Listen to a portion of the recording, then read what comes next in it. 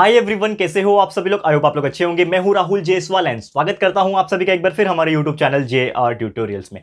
Friends, आज again आपके सामने एक मोस्ट इंपॉर्टेंट हिस्ट्री का लेक्चर वीडियो लेकर आ चुका हूं, जिसमें हम 10th स्टैंडर्ड के लिए जो हमारा चैप्टर नंबर 9 चल रहा था दोस्तों, जिसका नाम है हेरिटेज मैनेजमेंट। तो आज हम लेकर आ गए हैं इस पर्टिकुलर चैप्टर का लेक्चर नंबर 4। काफी बड़ा चैप्टर है दोस्तों, आराम से करेंगे क्योंकि आखिरी चैप्टर आपके हिस्ट्री का। 10 ज्योग्राफी ऑलरेडी कंप्लीट हो गया है, सिविक्स कंप्लीट हो गया है, पॉलिटिकल साइंस और आपका हिस्ट्री भी कंप्लीट हो जाएगा। यानी कि यार आप लोग 10th वाले, यार आप लोग को तो मतलब चांदी ही चांदी, आपका तो सिलेबस मतलब कंप्लीट हो ही गया है। 99.9999% कंप्लीट हो गए और आपके वन शॉट भी कंप्लीट हो गए। सिर्फ साइंस का बचा है, तो हमने इसके लिए होल्ड करके रखा है क्योंकि हम एंड में आपको प्रोवाइड करेंगे, क्योंकि एंड में आपका रिवाइज होना बहुत अच्छी तरीके से आपको समझ में आएगा। तब तक आप हमारे रेगुलर लेक्चर वीडियोस देखते रहो और वन शॉट डेफिनेटली आएगा, बहुत अच्छी तरीके से आएगा। एंड में आएगा, आपको कहीं और जाने की जरूरत नहीं पड़ेगी। एंड में देख लोगे ना, आपका एंड में रिवीजन हो जाएगा, पढ़ाई करने की जरूरत नहीं, इस तरह पढ़ाने वाले हैं।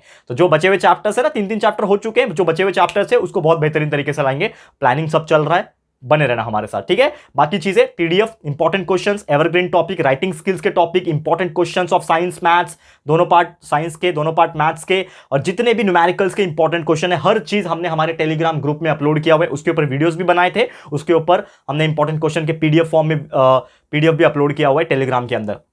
तो अगर आपने अभी तक हमारे टेलीग्राम ग्रुप को ज्वाइन नहीं किया है तो ज्वाइन कर लो यार, बहुत बड़ा चीज मिस कर रहे हो दोस्तों। Join it right now.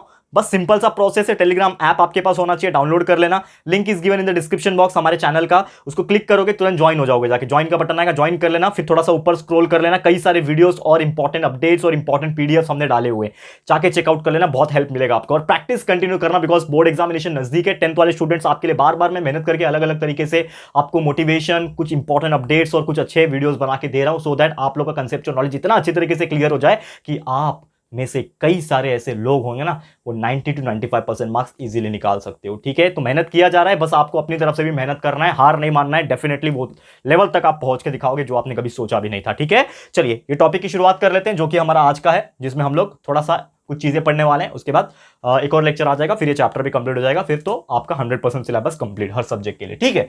चलिए आ जाते हैं यहां पे। तो हम बात कर रहे हैं दोस्तों, आज का जो टॉपिक है हमारे लिए एनसाइक्लोपीडिया।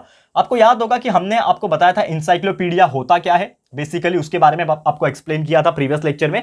तो आज हम लोग एनसाइक्लोपीडिया के ना टाइप्स के बारे में पढ़ने वाले हैं कि कौन कौन से टाइप के एनसाइक्लोपीडिया होते हैं। तो बेसिकली एनसाइक्लोपीडिया की अगर बात करें, there are 4 types of encyclopedia. एक एक करके हम लोग डिस्कस करेंगे। तो सबसे पहला जो टाइप है वो है डिक्शनरी, ठीक है।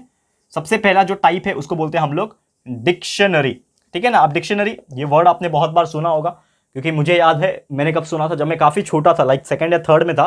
तो मेरे फादर के पास, मेरे फादर भी पढ़े लिखे हैं, ठीक है, मेरे फादर के पास एक इतना मोटा एक डिक्शनरी था, जो कि आज के डेट में भी अवेलेबल है। कभी मौका मिला तो मैं दिखा दूंगा। मैंने कुछ पुराने बहुत ज्यादा बुक्स रखे हुए हैं, मैंने आपको सिर्फ मेन बुक्स ही दिखाए हैं मेरे ब्लॉग के अंदर, लेकिन सब बुक्स नहीं दिखाए। कुछ ऐसे पुराने बुक्स हैं, उसमें से एक बुक है डिक्शनरी, जो कि पापा का है और मेरे फादर जब पढ़ाई करते थे तब के टाइम का। तो यानी इतना पुराना है कि उसके बाद दीमक लग गए, मतलब वो इतना मतलब डस्ट निकलता है ना उस बुक में से। तो डिक्शनरी का मतलब क्या होता है कि if we want to find out some words, अगर आपको कुछ वर्ड्स नहीं मिल रहे हैं, वर्ड्स आपको फाइंड करना है, उस वर्ड्स का मीनिंग फाइंड करना है, उस वर्ड का सिनोनिम्स जिसको हम लोग बोलते हैं, सिनोनिम्स मतलब जो सिमिलर वर्ड होते हैं ना, ठीक है ना, सिमिलर वर्ड। तो इस प्रकार के जो चीजें होती हैं वो हम लोग फाइंड आउट करते हैं डिक्शनरी में से, तो उसी को क्या बोलते हैं, डिक्शनरी। क्लियर है। तो नॉर्मली क्या होता है कि बेसिकली आप डिक्शनरी जब देखोगे, आज के डेट में भी आपको मोबाइल फोन में डिक्शनरी डाउनलोड हो जाता है। तो डिक्शनरी में आप देखोगे बेसिकली तो अल्फाबेटिकल ऑर्डर्स में वर्ड्स अरेंज होते हैं, ठीक है ना। जैसे ए, सबसे पहले ए रहेगा, ए से कुछ भी जो वर्ड स्टार्ट हो रहा है, जैसे एप्पल हो गया तो एप्पल क्या होता है वो बताएगा। ए फॉर और क्या होता है, एयर होता है, ठीक है ना। ए फॉर एरोप्लेन होता है। ए से जितने भी चीजें रहेगी वो आपको पूरे डिक्शनरी में ए मिल जाएगा। फिर ए से ए के बाद आएगा बी, तो बी से जितने भी कॉम्बिनेशन ऑफ वर्ड, मतलब like more than millions of words आपको उस डिक्शनरी में मिल जाएंगे। मेरे पास तो इतना मोटा डिक्शनरी था जिसमें मेरे को तो लगता है कम से कम मिलियंस, तो मैंने छोटा बोल दिया, 1 करोड़ वर्ड तो होंगे उसमें, करोड़ों वर्ड्स होंगे उसके अंदर। और इतने वर्ड्स अगर आप पढ़ लोगे, मतलब डिक्शनरी के अंदर जो वर्ड्स है याद कर लोगे, तो आप तो फराटेदार इंग्लिश बोलने लगोगे, ठीक है ना। बेसिकली मेरे फादर ने भी मुझे यही बोला था कि like if you want to speak a very good English you have to learn all those words written in that particular dictionary. तो मतलब देखो, मेरे को देखा जाए तो I can speak 95% of English in the fluent way, ठीक है ना। I don't have any problem. But यहाँ पे मैं आपको एक ही चीज सिखाता हूँ कि यार आप लोग को ना इंग्लिश कोई बैरियर नहीं लगना चाहिए। इंग्लिश के मैंने बहुत सारे ग्रामर्स वाले ऐसे वीडियोस बनाए ना जो आपको इंग्लिश स्पीकिंग में भी हेल्प करेंगे। एक बार हमारे प्लेलिस्ट में जाके चेक कर लेना, आपको ग्रामर, राइटिंग स्किल्स, लेटर कैसे लिखते हैं, एस्से कैसे लिखते हैं, फ्लोचार्ट्स कैसे बनाते हैं, डायग्राम्स कैसे बनाते हैं, स्पीच कैसे लिखते हैं, ये सबके वीडियोस हैं वहाँ पे। डू एज डायरेक्टेड में ये एड ए क्वेश्चन टैग क्या होता है, फिर चेंज द वॉइस कैसे लिखते हैं, इस प्रकार के कई सारे वीडियोस हमने बनाए हुए हैं। एक बार चेक तो करो। टेंस के ऊपर भी बहुत सारे वीडियोस है। बहुत सारे बच्चे चेंज नहीं करते, उनको पता नहीं होता है। तो प्लेलिस्ट में चले जाना, इंग्लिश ग्रामर का एक पूरा फोल्डर है जिसमें लगभग 35 to 40 वीडियोस प्रेजेंट होंगे, वो आपको हेल्प करेंगे, जाके देख लेना, ठीक है। चलो, तो डिक्शनरी का मतलब मैं आपको बता रहा था, तो वही होता है जिसमें हम मीनिंग्स और सिनोनिम्स जैसे वर्ड्स को ढूंढ सकते हैं, ठीक है ना। अब उसमें नॉलेज भी आपको मिल जाती है, हर एक का मीनिंग भी पता चल जाता है, एंड कुछ इंपॉर्टेंट सीक्वेंस के हिसाब से आपको वर्ड्स के फॉर्मेशन में मिल जाते हैं, ठीक है। तो ये था पहला टाइप जिसको बोलते हैं डिक्शनरी। नेक्स्ट जो टाइप है, अगला जो टाइप है एनसाइक्लोपीडिया का, जिसको हम लोग बोलते हैं कॉम्प्रिहेंसिव एनसाइक्लोपीडिया। ये क्या होता है? कॉम्प्रिहेंसिव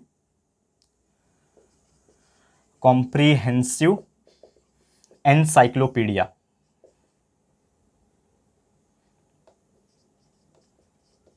एनसाइक्लोपीडिया, अब इसको एक और वर्ड से जाना जाता है। Comprehensive encyclopedia is also called as the विश्वकोश। ये वर्ड तो आपने सुना होगा हिंदी में, जो बच्चे यहाँ पे हिंदी या फिर मराठी मीडियम से होंगे उनको समझ में आया होगा विश्वकोश क्या होता है। तो कॉम्प्रिहेंसिव एनसाइक्लोपीडिया, और we can call it as the विश्वकोश। तो ये बेसिकली क्या होता है? तो बेसिकली क्या होता है ना, इसमें जनरली विश्वकोश भी दो टाइप के होते हैं। पहला जो विश्वकोश टाइप होता है जिसमें ना हर सब्जेक्ट इंक्लूड किया जाता है, जैसे एनसाइक्लोपीडिया ब्रिटानिका, ठीक है ना, हो गया।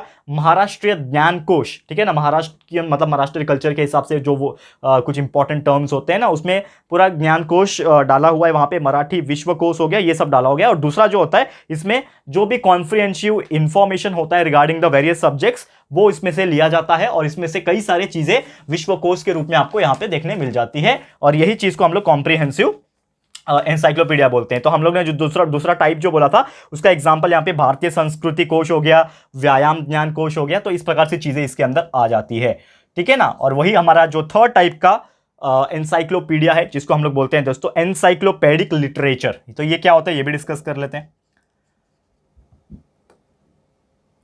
एनसाइक्लोपेडिक लिटरेचर, ठीक है।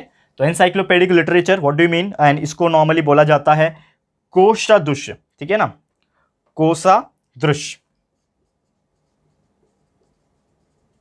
ठीक है, कोशादृश्य इसको कहा जाता है। अब इसका मीनिंग समझ लेते हैं हम लोग। तो एनसाइक्लोपेडिक लिटरेचर ये सिमिलर होता है आपके एनसाइक्लोपीडिया में, जिसमें नॉर्मली क्या होता है कि कुछ आर्टिकल्स के बारे में लिखा जाता है जो कि इंफॉर्मेशन प्रोवाइड करता है हर एक के एक्सपेक्ट के हिसाब से। मतलब कुछ ऑथर्स ने यहाँ पे लिखा होगा, तो कुछ ऑथर्स के एक्सपेक्टेशंस एंड क्या उसका राय है, उसके अकॉर्डिंगली चीजें लिखी जाती है।